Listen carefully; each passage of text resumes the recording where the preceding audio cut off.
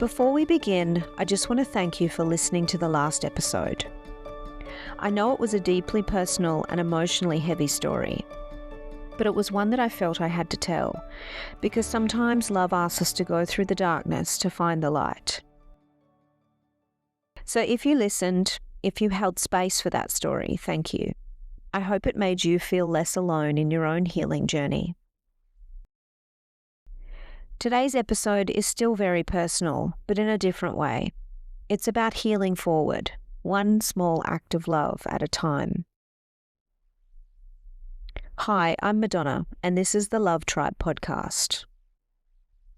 In the next episode, I'll introduce you to my very first guest, a beautifully strong and powerful woman whose journey through years of family and relationship trauma led her back to herself.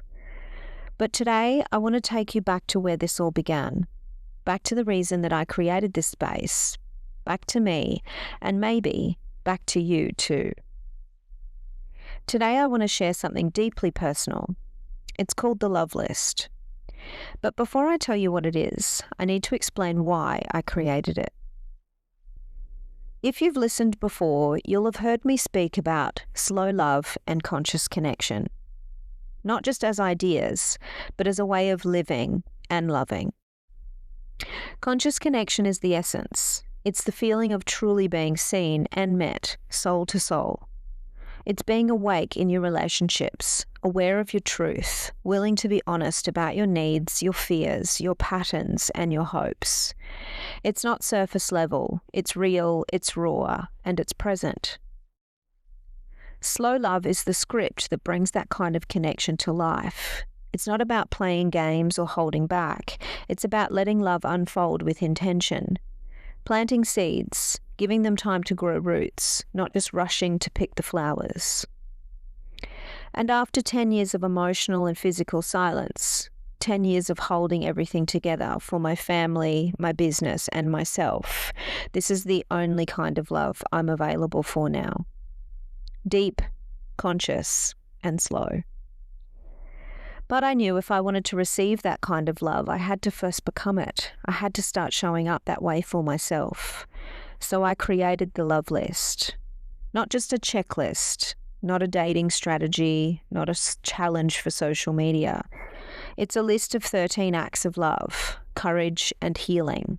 Some joyful, some confronting, that are helping me slow love myself back to my heart. Each one is a step towards softness, towards truth, towards the version of me that love will recognize. And I'm not just doing this for myself. I'm sharing this in the hope that it will inspire you to create your own version. Because we don't all heal the same way, but we all deserve to feel love return to us from the inside out. You can find out more about slow love, conscious connection, and the Love List at thelovetribepodcast.com.au. There's more waiting for you there if you feel called to explore.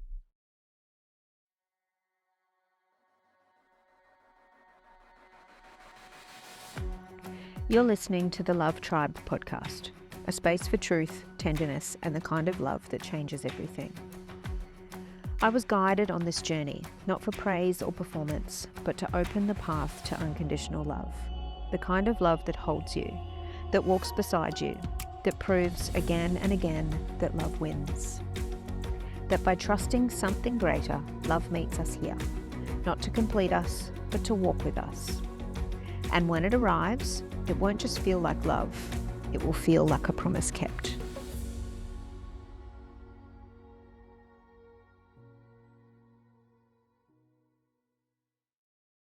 There's something else I need to explain.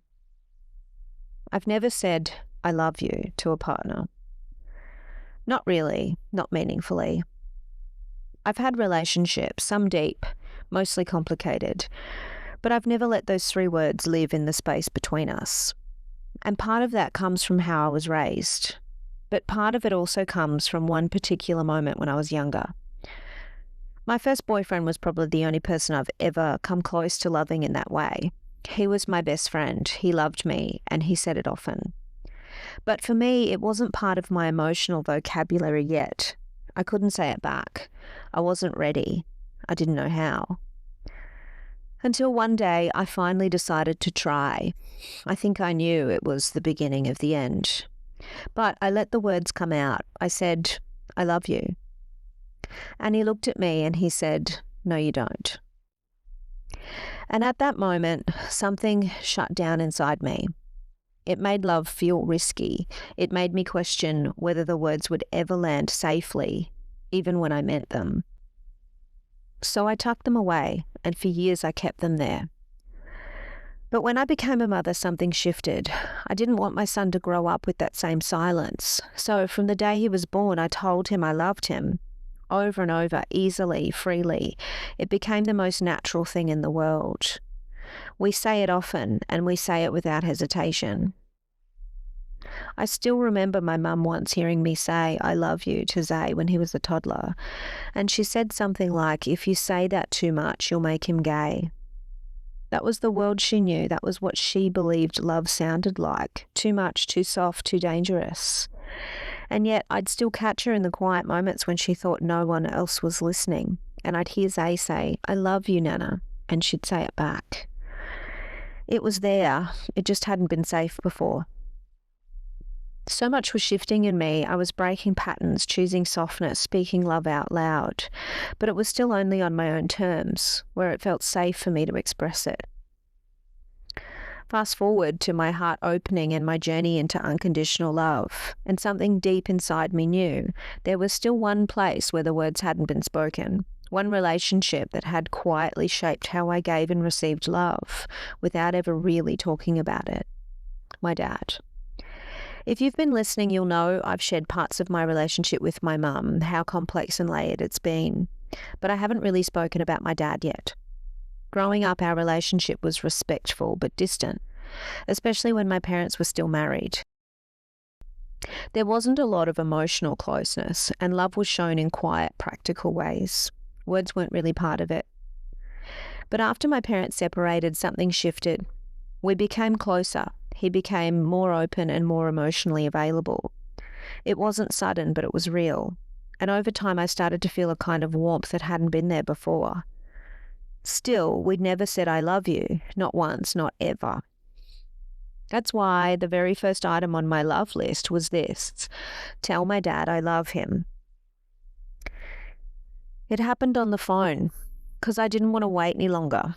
I'd carried those words inside me for years, not because I didn't feel them, but because saying them out loud felt big, exposing, like stepping over some invisible line that had existed in our family forever. So I called him, twice, over 2 days, and both times he didn't answer. Then he called me back, and I missed his call, of course. It was like the moment was teasing me, dancing just out of reach. But when I finally had him on the phone, I didn't overthink it. I just said, "Dad, there's something I really want to say. I've called you to tell you that I love you."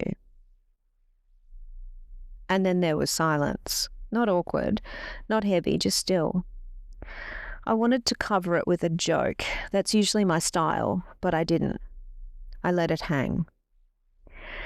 And in that quiet, he said, in his calm, soft, steady voice, "Thank you. I love you too, Madonna." And it was one of the most important things I've ever done. I told him I didn't want it to be a one-off, and it hasn't been.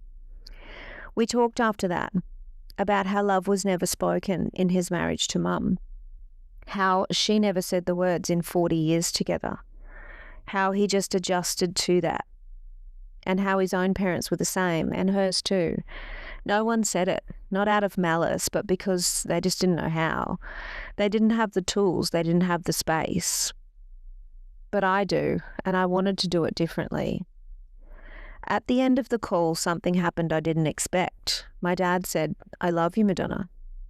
He said it first. It caught me off guard. I fumbled my response, but I didn't care, because in that moment I was free. And now we end every interaction that way. Phone call, in person. It's just part of our relationship now. What once felt impossible is now our normal, and that's the power of doing the work, of going first, of saying the words. So that was number 1 on the love list. It may have only taken a few minutes to say the words, but it took a lifetime to get there. And that's the thing about love. It doesn't always rush in. Sometimes it arrives slowly, quietly. Sometimes it waits for us to feel ready. And sometimes we just have to go first. I've created the love list to guide myself back to love. Not just romantic love, but love as a way of being, as a way of reconnecting with my truth, my heart, and the people who matter most. And I want to invite you to start your own, not as a challenge, not as a checklist, but as a personal, sacred journey back to yourself. Ask yourself, what have I been afraid to say? What have I put off because it felt too big, too raw, or too late? What moments am I ready to reclaim? What opens my heart, not just to healing, but to joy? What would help me feel more alive, more connected, more me? Your love list doesn't have to look like mine. It might have 1 item, it might have 10. There's no perfect version, there's just your version. If something in this story stirred something in you, I'd love you to visit thelovetribepodcast.com.au. You'll find more about slow love, conscious connection, and how we're walking this path together, one act of love at a time. You can also join the Love Tribe community and share your own love list there. Follow us on Instagram at the Love Tribe Podcast. Or just listen, witness, be held. There's space for that too. Thank you for letting me share this first love list story with you.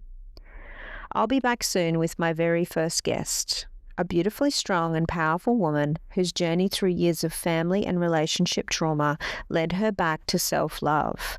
Her story is raw and real, but also full of light. It's a story of reclaiming her voice, rebuilding her worth, and learning how to love herself fully for the first time. I know it's going to move something in you the way it did in me. I can't wait for you to hear it. But for now, wherever you are, I hope you take a moment today to move one step closer to your heart, because that's what love really is. Not a destination, but a return. Don't forget, this journey isn't just mine, it's ours. I'm Madonna, and this is the Love Tribe Podcast. I'll see you next time. Until then, always remember that I love you.